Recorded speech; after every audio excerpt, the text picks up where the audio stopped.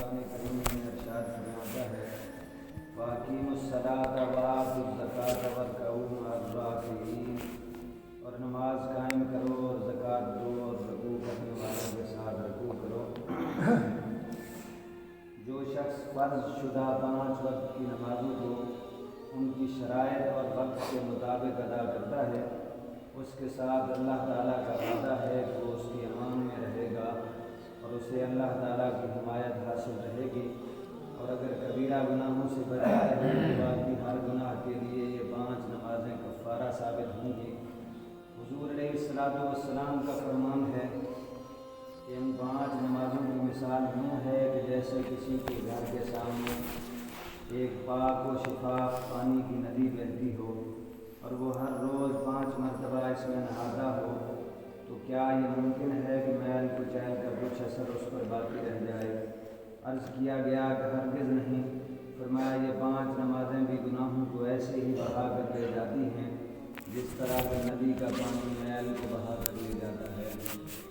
حضور علیہ السلام کا فرمان عالی شان ہے نماز دین کا ستون ہے، جس نے اس سے ہاتھ اٹھایا اس نے اپنے دین کو برباد کیا۔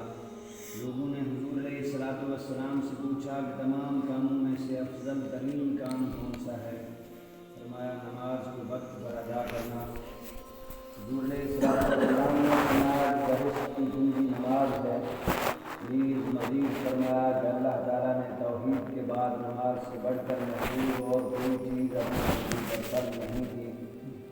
مزید فرمایا کہ جس نے جان بوجھ کر نماز چھوڑی اس نے کفر کیا، یعنی وہ اس بات کے نزدیک ہو گیا کہ اس کے اصل ایمان میں خرابی پیدا ہو جائے۔ مزید فرمایا کہ قیامت کے دن سب سے پہلے نماز کے متعلق پوچھا جائے گا۔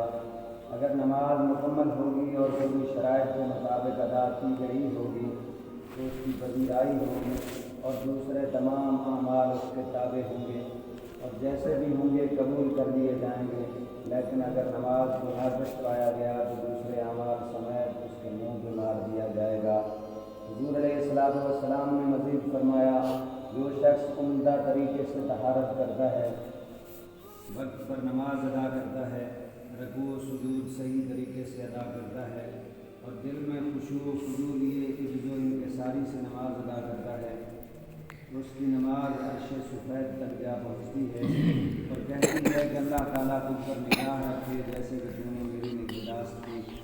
جو کوئی نماز وقت پر ادا نہیں کرتا، طہارت ٹھیک سے نہیں کرتا، رکوع و سجود میں خشوع و خضوع سے کام نہیں لیتا، تو اس کی نماز آسمان تک جاتے جاتے سیاہ ہو جاتی ہے اور کہتی ہے کہ اللہ تعالیٰ تجھے ایسے ہی ضائع اور برباد کرے جیسے کہ تو نے مجھے ضائع کیا، اور یہ اس وقت تک کہتی رہتی ہے جب تک کہ اللہ تعالیٰ ایسا چاہتا ہے، اور اس کی نماز کو پھٹے پرانے کپڑوں کی مانند لپیٹ کر اس کے منہ پر مار دیا جاتا ہے۔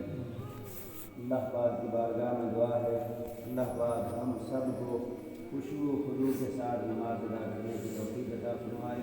آمین۔ وآخر دعوانا ان الحمد للہ رب العالمین۔